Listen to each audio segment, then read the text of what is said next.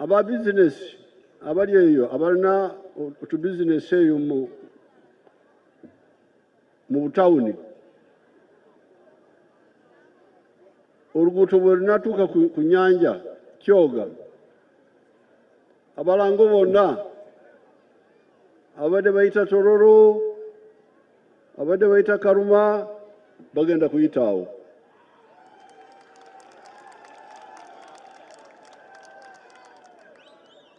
Kati business y'abanagalira yegenda kweyongera naye bw'obeera kumpi ne chorus naye tolina nyingiza mu maka go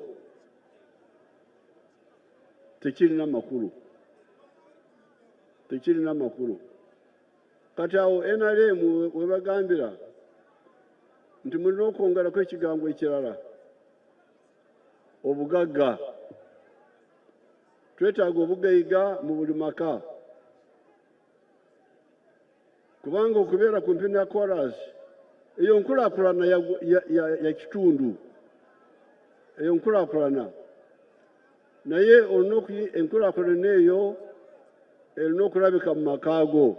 Through the 4th National Development Plan, NDP4, government has rolled out interventions to expand access to reproductive health information and services. Addressing population dynamics is not separate from Uganda's goal of tenfold growth by 2040. It is central to it, particularly through human capital development. Improve health, education, and opportunities at the grassroots, we accelerate Uganda's journey towards prosperity.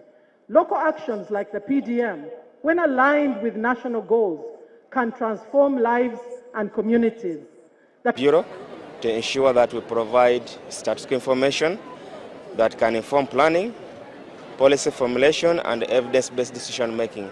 Uganda's theme for this year's Population Day is promoting population health and well-being through the parish development model. State Minister for Planning Amos Lugalobi outlined the key challenges facing Kayunga district, including limited access to clean water, electricity and poor infrastructure. The President twagala okwebaza amasanyalaze gagenze ebitundu bingi naye mu bifo ebisinga gakoma ku kkubo tegatuuka mu byalo n'olwekyo abatuuze nabayiseemu era nga bakakasa ensonga eyo. Ekyokusatu z'enguudo ez'omu byalo kyetaaga okuzongeramu nnyo ensimbi, ekyo nakyo nakizudde zikyabalemesa okutunda ebintu byabwe mu butale. The UN Resident Coordinator Zul Leonard commended Uganda for its achievements in reducing poverty through the parish development model, decreasing infant and maternal mortality, and improving gender parity in primary education. We are glad with the progress made by the government of Uganda to achieve gender parity at primary level. However, retaining the children in school and ensuring transition to secondary level is still a challenge. Increase in life expectancy from 56 years to 68.2 years in 2024 is also another remarkable achievement. However, some indicators remain poor and stagnant, especially those that directly address the issues of young people, such as teenage pregnancy and child marriage. Kayunga district, which hosted this year's celebrations, has a significant youth population. According to the 2024 population census, 45.5% of youth aged 15 to 24 are neither in school nor employed, largely attributed to poverty. Is a multiplier of the income of the people. So we expect people who participate in PDM to earn money such that they can take their learners to school, to avoid dropouts, and to have income-generating activity. The district also faces challenge of food insecurity, poverty, and malnutrition, partly due to harmful human activities that disrupt climate patterns and reduce agricultural productivity. Story compiled by Farida Nafka for UBC News. And analysts are calling for increased investment in the youth as a pathway to a better future through mindset change and heightened awareness and sexual and reproductive health rights and risks. The call comes as the world commemorates this year's World Population Day. As the global population grows, many young people continue to face uncertainty about their future. With 1.8 billion youth among the world's 8 billion people, poverty has forced millions out of school, intensifying pressure on the environment and contributing to social conflict. In Uganda, teenage pregnancies and early marriages driven largely by poverty have forced thousands of youth out of school. Family planning consultant Shem Mutala elaborates. If a young boy or a young girl gets pregnant or impregnates at a very young age, they will probably have lost education, they will have lost an opportunity to have a skill, and consequently the cycles of poverty will continue to run around us. And we know very well that once we have empowered them and they have been able to take charge of their future, then we know that yes, we have a better Uganda, we have a better tomorrow. Because all that we need is this young person to understand that yes, it is in my right and it is within my own decision to make sure that I will choose the right time to have a child or to have children or and start a family. According to James Goktho, Inspector of Schools in Nebi District, although enrollment at Primary 1 is high, 88% of learners fail to reach Primary 7. We tracked back the enrollment of P1 of 2018. So we found out of 23,146 learners, only 2,507 completed P7. And that one accounted only for 12%. And it is worse now in from P4 to P7, especially for girl child, is because that is the stage where now they join puberty stage. Other stakeholders blame cultural norms resistant to family planning. One, we should challenge the harmful cultural norms in our communities, engaging the different stakeholders, the cultural leaders, the religious leaders. Alice Bileru, a senior woman teacher at Nebi SS, cites parental neglect as a major contributor to youth unproductivity. There is misunderstanding between the parents and such children because the parents will feel the pain of the monies they spend on their education. Some parents do not have second chance for such girls. One student, Janet, not her real name, revealed that she was once advised to get a boyfriend to meet her personal needs. My mom told me, hey, also you'll be calling your boyfriends to help you like that. So I just started crying for my mom. I answered my mom, hey, mom, how can you say such thing to me? In response, the Embassy of the Kingdom of Netherlands, in partnership with the government of Uganda, is funding a project that protect sexual reproductive health and rights to raise awareness and safeguard young people from teenage pregnancy and the related risks. Our focus is to make sure that we popularize the sexuality education in the schools, but also focusing on increasing enrollment, retention, and completion. So we have had several interventions like training of senior men and senior women in the different schools in the 6 districts. For example, right now we are having 7% completion, really, which is so alarming.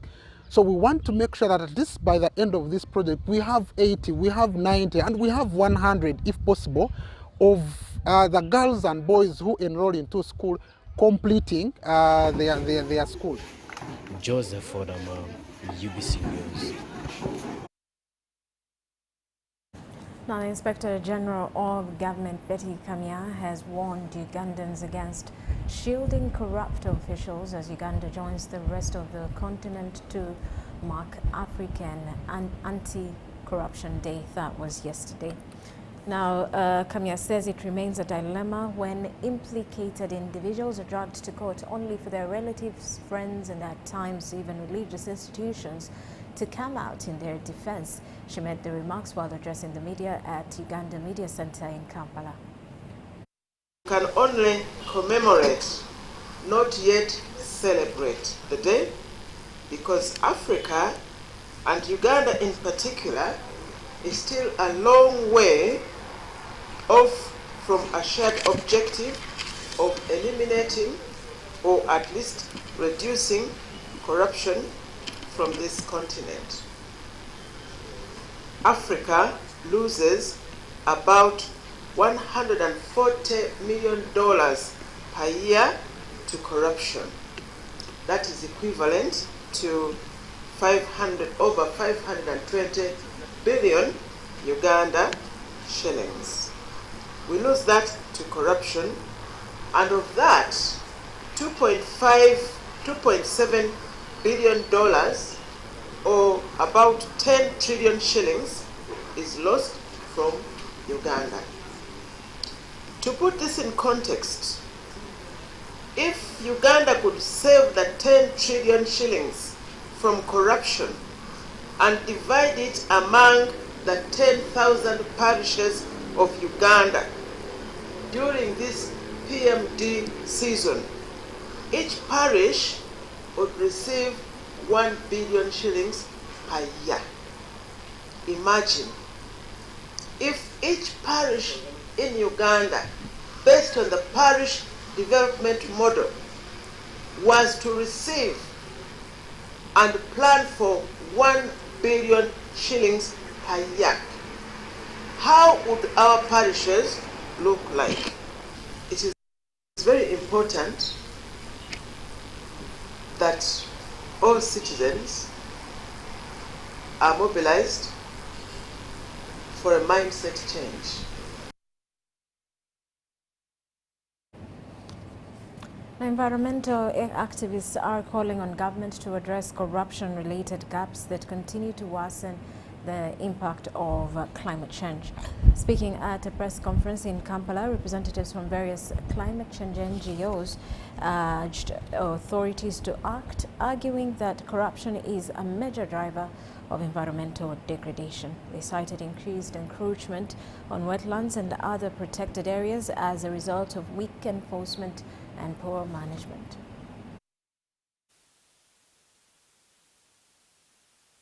Today, Uganda joins the rest of the African countries to commemorate the Africa Anti-Corruption Day under the theme, Promoting Human Dignity in the Fight Against Corruption.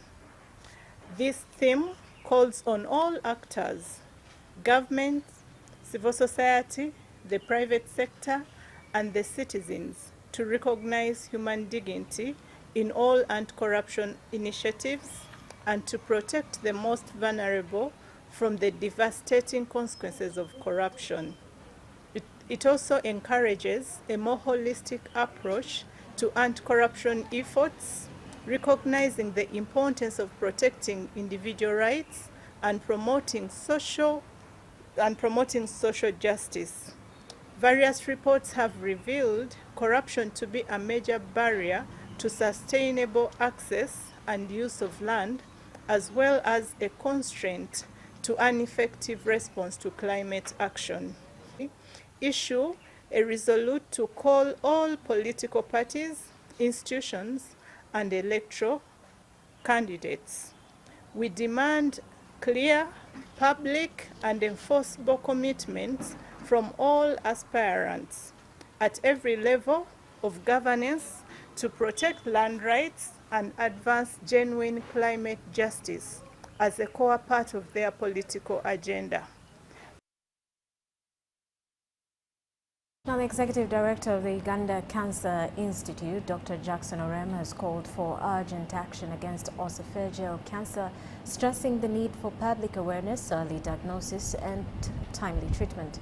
Speaking at the Uganda Media Center, Dr. Orem underscored the vital role of healthcare professionals, policymakers, and the general public in confronting the rising burden of disease by addressing risk factors and promoting early medical intervention. According to the Uganda Cancer Institute, esophageal cancer ranks 5th among all cancer cases in the country, accounting for 6.8% of total cases. More alarmingly, it is the second leading cause of cancer-related death. Dr. Jackson Orem, the Executive Director, demands increased awareness of this growing health threat. Increase the awareness about the disease, and then also awareness about the services that we have in the country. And that in itself is actually a very interesting picture that I should also bring to your attention. Around 15 years or so ago, our awareness in as far as the disease of cancer is concerned nationally was just at 3%. Esophageal cancer affects the gullet, the tube connecting the throat to the stomach. Dr. Alfred Jatho of the Uganda Cancer Institute links its high rates to the key risk factors and stresses that the early finding can save lives. Excess consumption of alcohol, and then use of tobacco, whether through chewing or smoking, and then drinking hot beverages over time, and then unhealthy diet. Unhealthy diet meaning when you don't mix your diet well, you don't eat varieties, and then you don't eat adequate amount of fruit and vegetables, the risk of developing esophageal cancer goes higher. Dr. Jackson Orem reports that the Uganda Cancer Institute sees about 46,000 cancer patients each year. Cervical cancer is the most common with 19.3%, Kaposi's sarcoma with 11.3%, breast cancer taking 8.3%, and prostate cancer 7.5%. Our State Minister for Higher Education, Dr. John Chrysostom Muyingo, has applauded students whose innovations are creating real impact in their communities. While officiating at the 4th National Agricultural Education Show, Dr. Muyingo urged school heads to collaborate with Uganda Registration Services Bureau to safeguard student innovations from duplication and intellectual property theft.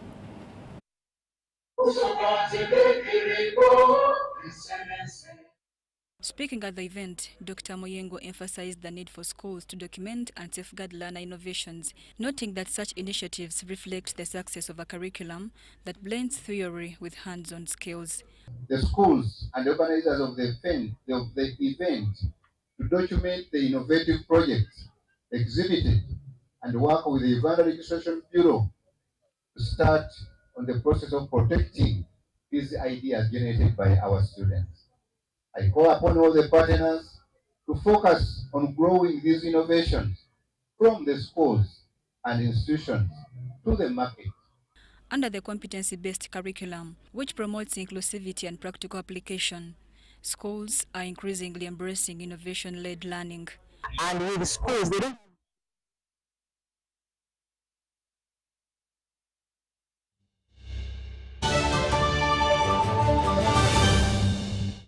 Uganda. In response to the national call of strengthening the traffic security, Good Products Group HGO brand has officially launched the Rider Selection Campaign. Registration is now open. Visit www.riders.hgo.com. Complete your registration now for a chance to win exciting prizes including motorcycles, exclusive HGO gift boxes, and official rider vests, all while promoting safe riding awareness. This is how to participate. Pay the registration fee, invite 3 friends to form a team of 4, and your registration fee will instantly be refunded. Begin your journey of honor today. Don't miss this opportunity. Join the challenge, promote road safety, and become a pioneer rider. For details, visit the official Good Products website at www.hgo.com or call toll-free 0800-335-555 or visit our offices at Kingdom Kampala 3rd floor to register now and win prizes worth millions. From the day your child is born, you want to protect them. You want to protect them from the harm you know and the things your eyes can see. Protect them from falls when they are playing and as they are learning the world. But what protects them from the things your eyes can't see? Diseases attacking their bodies. Immunization from as early as birth, 6 weeks, 10, 14 weeks, to 9 and 18 months, and malaria starting at 6, 7, 8 to 18 months protects children from diseases, giving them the foundation they need to grow stronger and healthier. Parents and caregivers, remember to immunize your children 9 times from birth to 18 months to protect them against vaccine-preventable diseases such as measles, rubella, polio, pneumonia, hepatitis B, tuberculosis, tetanus, meningitis, yellow fever, diarrhea, whooping cough, diphtheria, and malaria. All vaccines used for immunization are safe, effective, and free. This message is from the Ministry of Health with support from UNICEF, WHO, and partners.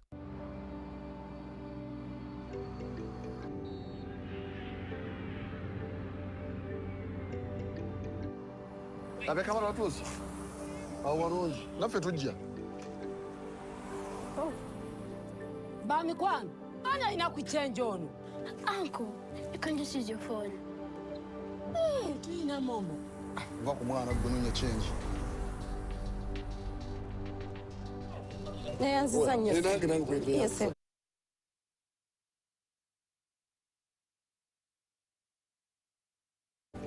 Sente ngazinzu gweteko. But uncle, you can't get from your phone. Just keep on playing your bodies.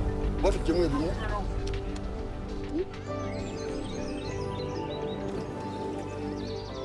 Mweba rutegeka nze no bora bankoye kuva ku machandi mu shopping Juma jangu yambe ku munno muti kule ebintu muri mutya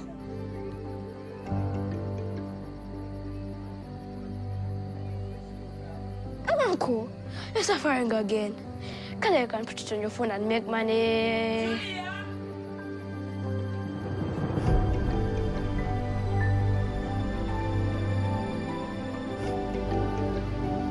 Andete kando. Hey. Wetaka kutambula. Gwene bwotula. Tubere munzikiza.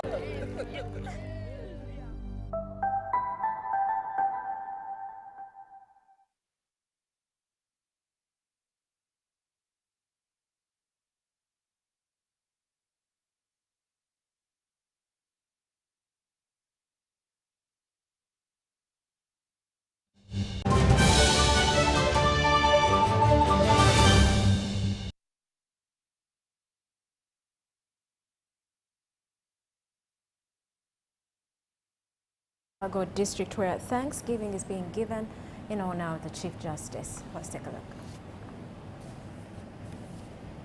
I welcome you and greet you all in the name of our Lord Jesus Christ.